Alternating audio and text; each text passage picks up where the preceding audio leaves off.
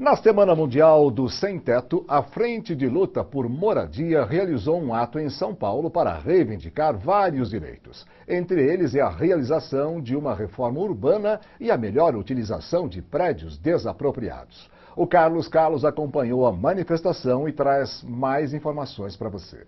E hoje eu estou aqui no pátio do colégio, no centro da cidade de São Paulo, acompanhando movimentos sociais que lutam por moradia, reivindicando por seus direitos. Quais as reivindicações de vocês aqui hoje? Hoje está acontecendo em São Paulo várias atividades. Ontem, madrugada do dia 4, aconteceu ocupações em prédios públicos que estão há anos abandonados. Tem tantos terrenos sobrando, muitas coisas, todo mundo precisando de uma boa moradia.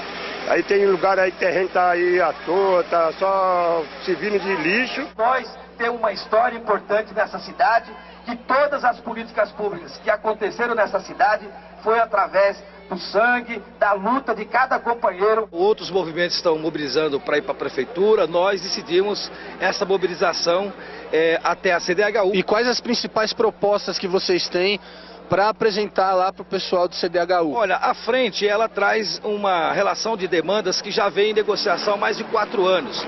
Entre elas, desapropriações de áreas na Zona Leste para atender famílias que foram removidas.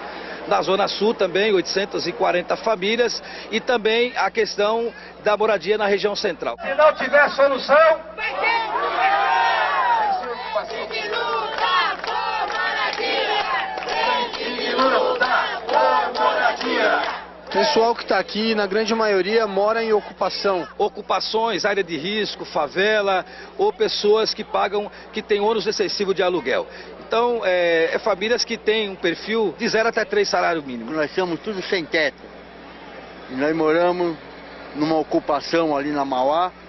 E nós estamos reivindicando tudo que nós temos direito. Eu morava de aluguel e não pude pagar e fui despejado do aluguel e consegui arrumar esse espaço na moradia. O que você acha da situação de moradia aqui em São Paulo? Para uns tem até demais e outros tem pouco. Tem gente aqui que está faltando trabalho para estar aqui colaborando.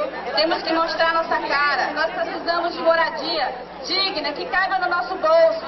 O governo paga um salário mínimo para nós, mas ele não dá uma moradia que caiba no nosso bolso. O povo unido jamais será vencido. O povo unido jamais será vencido. Nesse momento o pessoal está saindo aqui para ir até o CDHU. Frente de luta por moradia! Frente de luta por moradia! Vocês estão cansados, companheiros? Então vamos lá! E eles foram mesmo. A comissão da Frente de Luta por Moradia foi recebida pela Secretaria de Habitação do Estado e pela diretoria da CDHU. Segundo a organização, a Secretaria garantiu que vai estruturar uma agência estadual de habitação para reavaliar os problemas na cidade. Uma segunda reunião foi agendada para o dia 20 de outubro. O movimento espera que, nesse dia, a Secretaria divulgue como as famílias despejadas serão atendidas. E os movimentos de luta por moradia de várias regiões do país fizeram uma caravana até Brasília para cobrar das autoridades uma política nacional de reforma urbana que inclua a população de baixa renda. Para falar mais sobre este assunto, sobre estes movimentos, está conosco o Benedito Roberto Barbosa, carinhosamente conhecido como Dito, dirigente da Central de Movimentos Populares e da União de Movimentos por Moradia. Boa noite. Boa noite, Ribeiro. Eu vou lhe chamar de Dito. Pode chamar, não tem problema nenhum. Legal, prazer em recebê-lo aqui, Dito. Muito obrigado. A primeira pergunta é a seguinte: o ato aqui em São Paulo reuniu muita gente. A gente percebeu ali pela manifestação, pela reportagem do Carlos. Qual foi a jornada nos outros estados e especialmente lá em Brasília? Como é que foi isso? Bom, em primeiro lugar, né, assim, a jornada aqui em São Paulo, ela começou na segunda-feira, na verdade na madrugada de domingo para segunda-feira, com uma ocupação num prédio do INSS e se estendeu depois, né, também para o dia 3, para o dia 4, com outras ocupações aqui em São Paulo.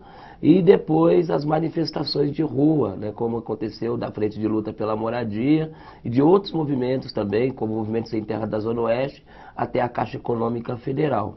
Nos outros estados do Brasil, né, nós tivemos também ocupações em Porto Alegre, 2 ocupações em Porto Alegre, ocupações em Recife, em Curitiba, e também ocupação no Maranhão, e em vários estados do Brasil houve protestos e manifestações.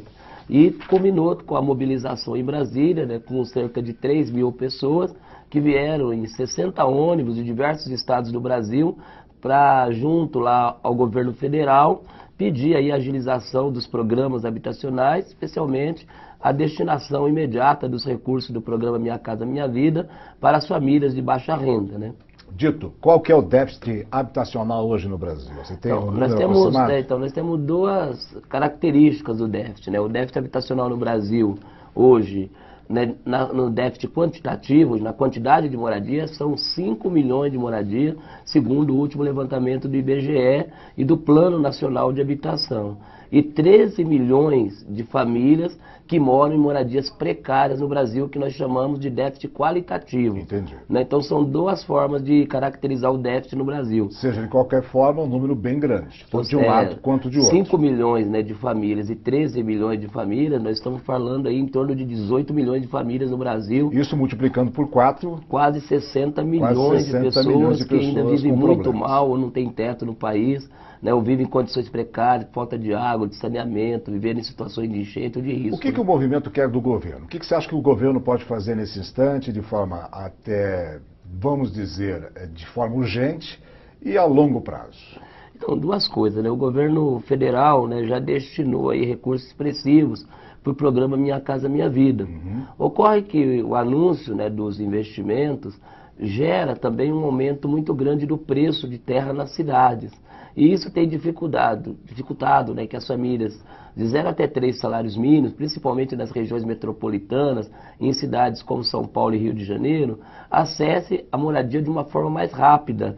Porque o custo da terra é muito alto e a destinação, às vezes, do programa Minha Casa Minha Vida acaba indo para as famílias de renda um pouco mais alta.